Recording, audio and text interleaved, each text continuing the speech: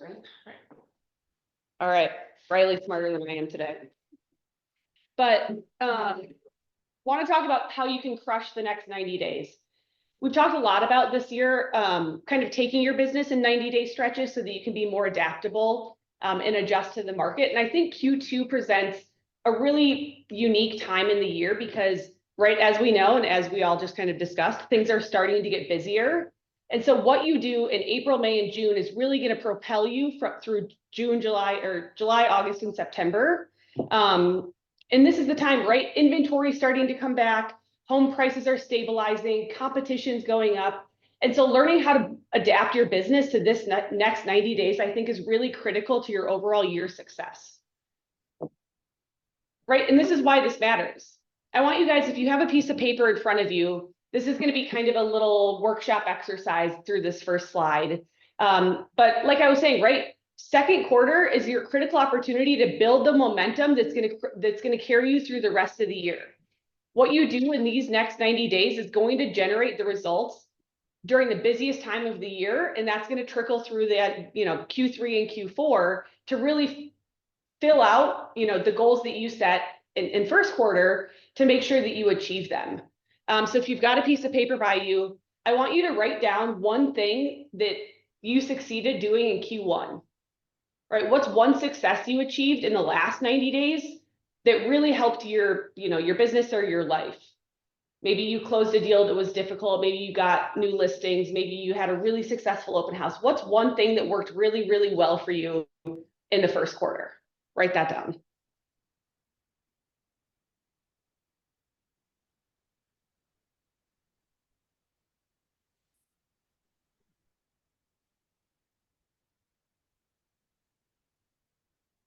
And then once you're done with that, I want you to identify one thing that you're going to stop doing in the next 90 days. What's one thing that you did during quarter one that consumed all of your time but didn't produce any results? This could be a new tactic you tried, a new lead generation platform, maybe a bad habit that you picked up. What's one thing that you can identify that you did a lot of in the first quarter that didn't produce any results? We're going to eliminate that in Q2 to give ourselves a better outcome.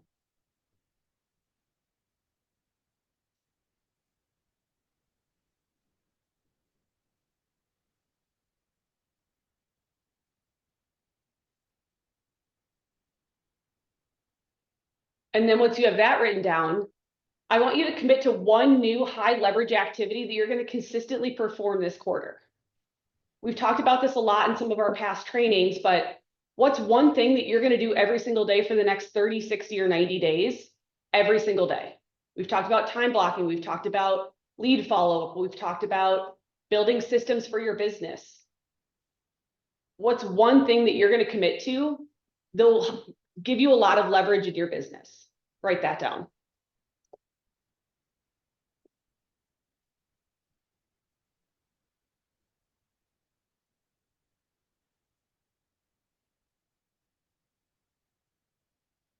Is anybody willing to share theirs?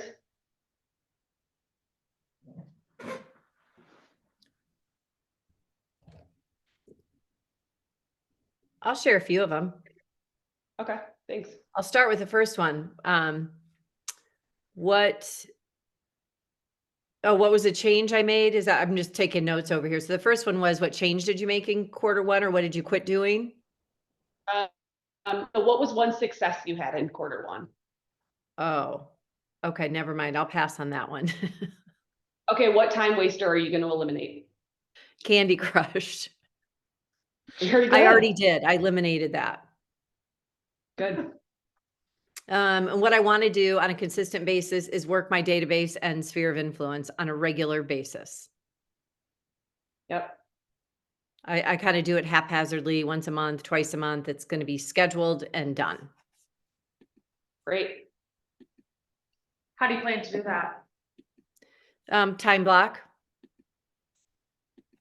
Or do you mean, how am I going to reach out to them?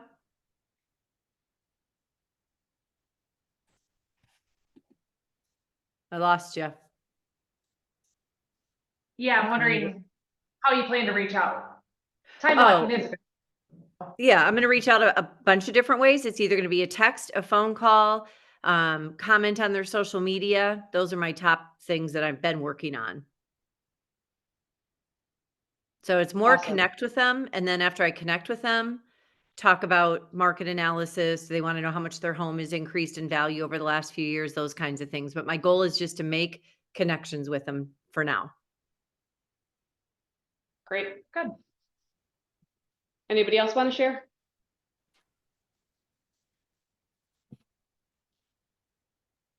I'll share, Thanks, but then Beth. someone else has to share after me. You can't have two, you gotta have an odd number. All right, what was Um, your key? my first one, I would say KV Core Daily. Awesome. What was the second one? Eliminating time wasters. Hmm. I'm gonna say procrastinating. So I was doing really good at like focusing on my, top 5 things, but then you slowly let other things creep in. So I just had go back to my key daily things, like the 5 things or 7 things I want to do every day. Awesome. And what is one new thing that you're going to commit to that you'll consistently perform this quarter? I'm going to try that thanks IO Cool. for a What is quarter that? and see what happens. It's a thing, Old Trail. You can send like handwritten notes, and so Oh, trying to streamline. So I'm just trying to learn it. Like you can do, just listed or just sold.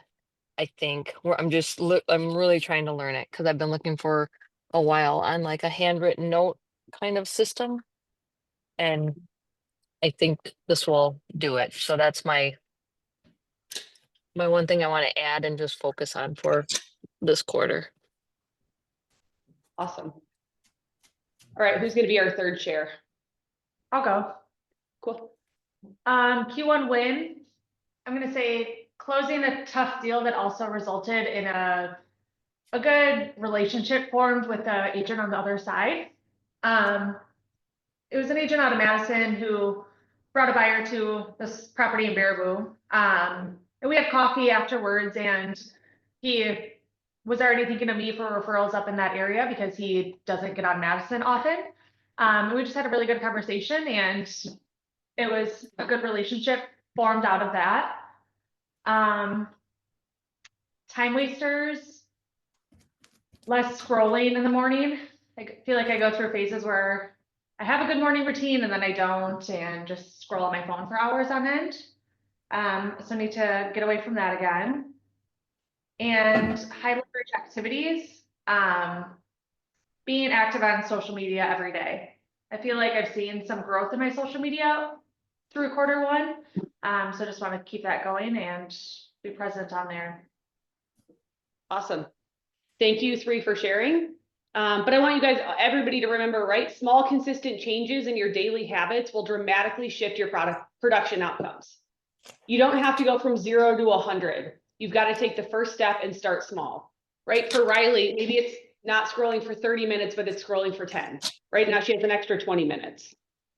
For Nancy, maybe it's not saying, I'm going to go to the office and make 100 reach outs to my sphere today, but maybe it's making 10 every single day. So start small, build on your successes.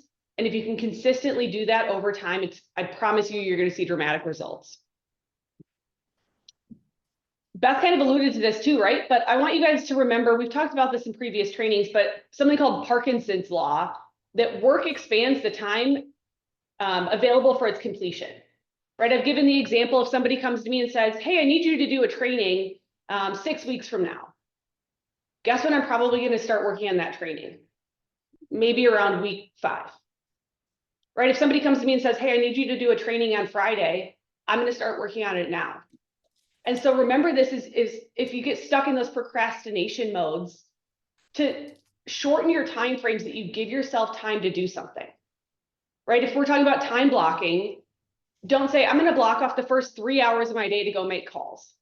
Because I promise you, you'll get to the office, you'll start scrolling social media, you'll check your email. 2.5 hours will go by and then you'll go, crap, now I need to start making these calls. Instead say, hey, I'm gonna time block 1 hour. For this hour, the only thing I'm gonna do is make calls, and you're gonna be way more likely to actually do that. Right? When you set those tight deadlines, you become way more focused and efficient on what you're trying to do.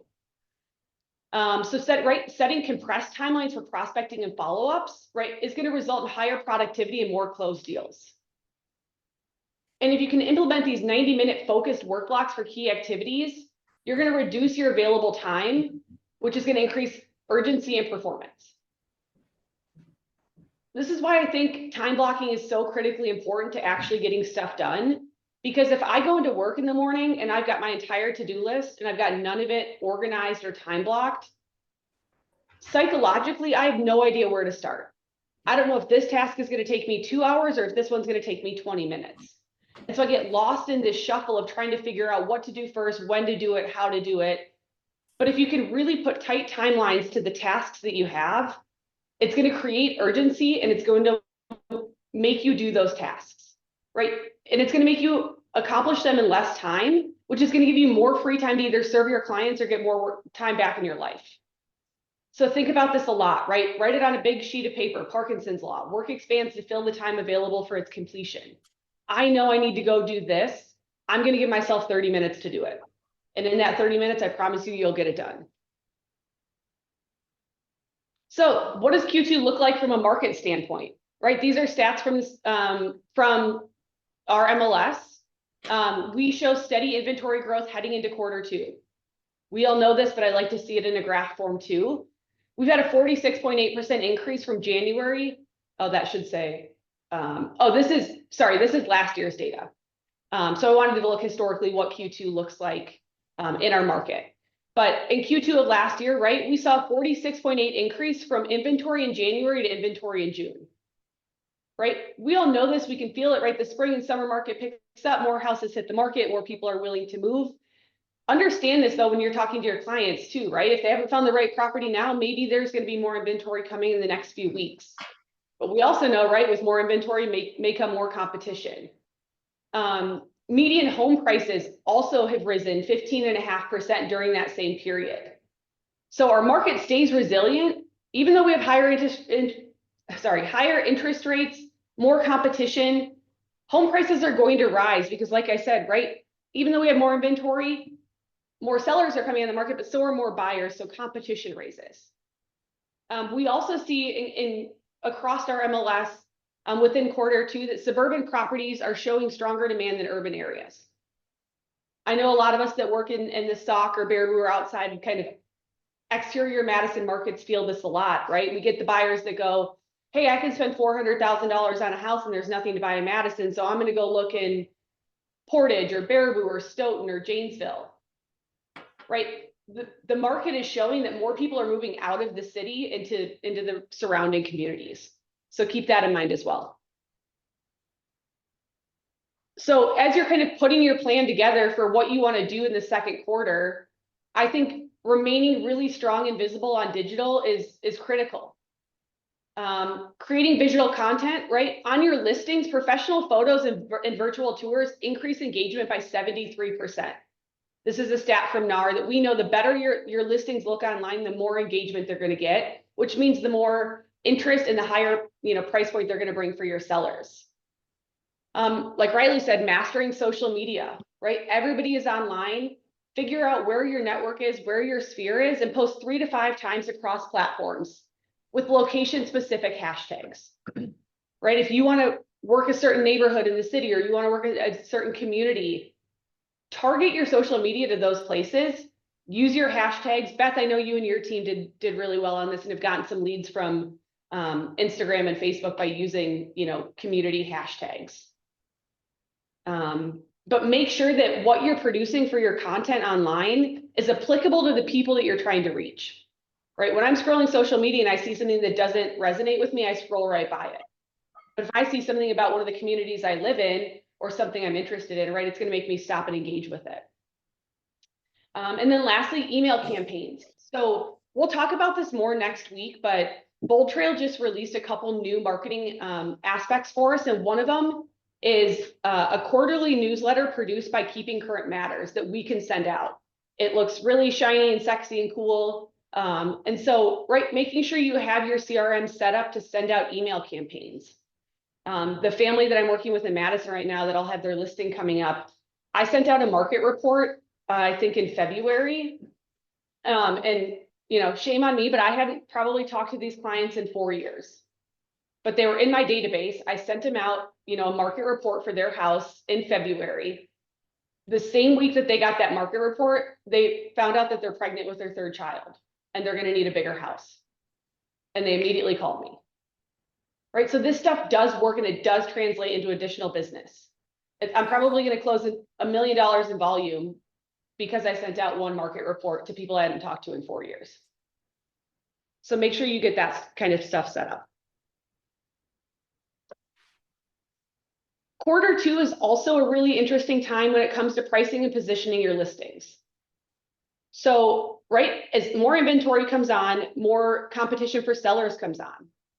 But as more buyers come on and competition comes on there, right, pricing is also adjusting and fluctuating during this time. So I think it's really important that you educate yourself, understand what's happening in the market, and make sure that you're competitively pricing your listings based on the market conditions.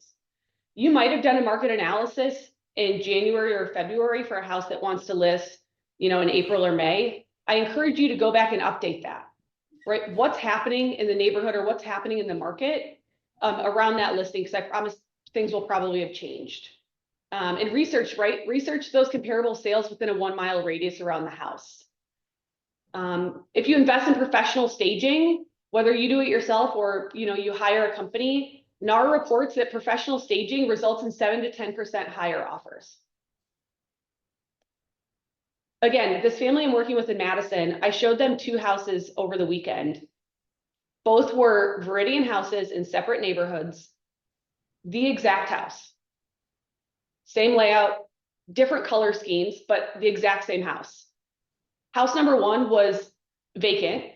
And so we looked through that and they really, really liked it. We went to the second house and they had professionally staged it and they were blown away. They're like, this is it. Oh my God, we love this house. This is beautiful. This just feels like home. And they were willing to get into a bidding war over it because it felt better. And I said to them, yep, this is what staging does, right? It makes people feel at home, even though we were looking at the exact same house, literally. And then as you're, you know, marketing your listings, highlight unique features that justify that top dollar price. Really work hard on your listing descriptions, really work hard on the pictures that your photographer takes of your property. Try to highlight, right, like the lifestyle that the new buyer will be able to live when they purchase that house. This one's for you, Nancy, right? But in Q2, work on your client relationship management, right? Build the trust that you have with your clients to create that lasting relationship. I think especially, right, Q2 is an interesting time, but you have to have transparent communication here because things are going to start moving really quickly. And if your clients feel like you're not telling them everything or they're being left in the dust or they're blind to what's actually happening, they're not going to trust you. So be open and transparent with your buyers because as we know, things might change weekend to weekend or week to week. The market shifts rapidly during this time. And give them a personalized approach, right? Make sure that they understand that you know what they're looking for, what's important to them, what they're looking for in a house, what matters, what doesn't matter. This is the part of real estate that takes time, right? Because we have to create that relationship so that we understand what our clients are actually looking for. Implementing a structured contact schedule for all prospects. A lot of people are going to jump into the market. A lot of sellers are going to come out of the woodwork. Maybe they're not ready right now. But again, this is where you can start facilitating those relationships to get your buyers and your sellers into the market. But you've got to have a follow-up plan here. You've got to have a system because you're going to get busy. You're going to get busy working on the buyers and sellers that are active right now and lose track of the other ones that are still kind of wavering. And all of a sudden it's going to be September and those people are going to be working with somebody else. So it's critical in the second quarter to make sure you have a structured schedule for contacting all of your leads. And then work on generating referrals, right? All the clients you're working with, if they're having this great experience with you, they'll become your best source of new business. So where do we find these leads, right? You might be sitting out there saying, I'm drowning in leads and I don't need any more, but I've rarely heard that. So let's talk about a couple different ways where you can generate new leads for your business. Community engagement, right? Neighborhood events are a great time this time of year as we get into spring and summer, sponsoring a neighborhood garage sale or a neighborhood lemonade stand or something of that sort, right? That helps establish you as the local expert. Work on your partnerships, right? Just as we're going to get busy with people reaching out to us, people like lenders and mortgage brokers, inspectors, people in the trades, people are also going to be reaching out to them. So work on your partnerships so that as everybody who's in this home industry, right, share referrals back and forth. Work on your content marketing, right? We already kind of talked about social media and email marketing, but make sure you're publishing valuable content. Maybe it's a neighborhood guide, a market update, a weekend event, brochure about what's happening in what community you're trying to work. Video walkthroughs of new listings, video walkthroughs of area parks or amenities. And then look into digital advertising, right? Are you leveraging Facebook and Google ads to your high intent audiences? Shannon's in the Reedsburg office today, but she'd be happy to sit down with you and talk to you about what that looks like. She's an expert at Facebook and Google ads.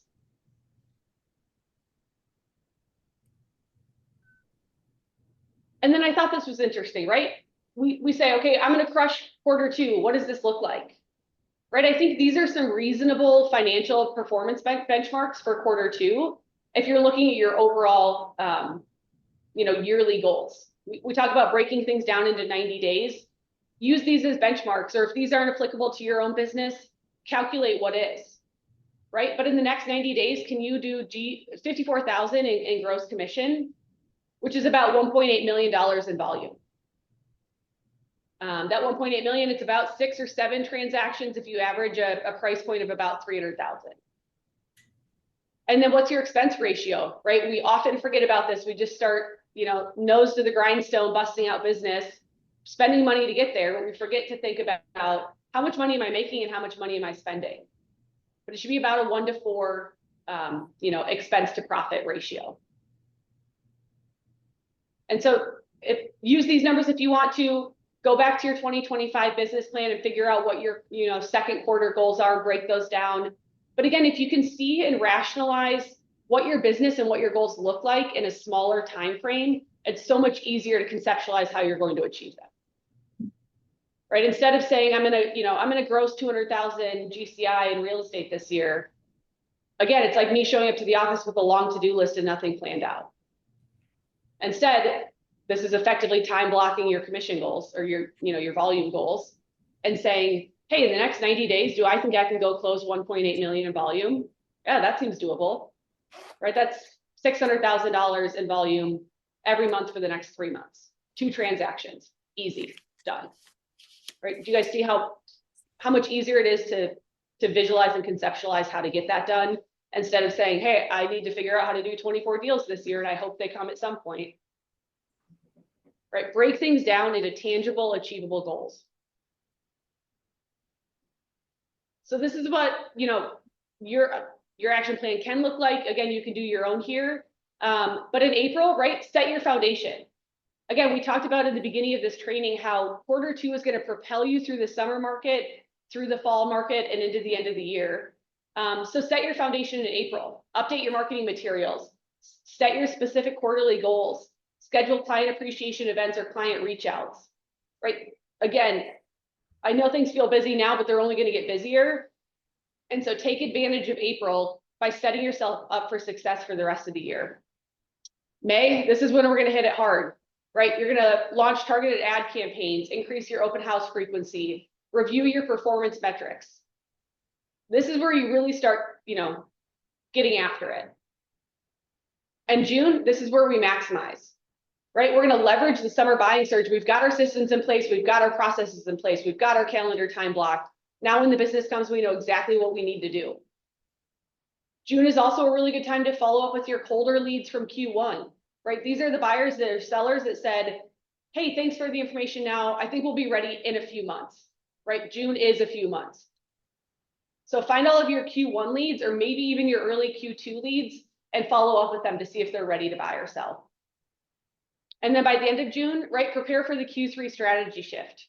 No 2 quarters in any given year are the same, right? And our market's going to look different in June or July, August, and September. And so by June, right, we're going to be maximizing our business and we're going to be ready to really, you know, put pen to paper and get more done as Q3 comes around. Who's ready to go crush it? Long to-do list. How are you going to get done, Riley? Time block. There it is. Good answer. Any questions from anybody?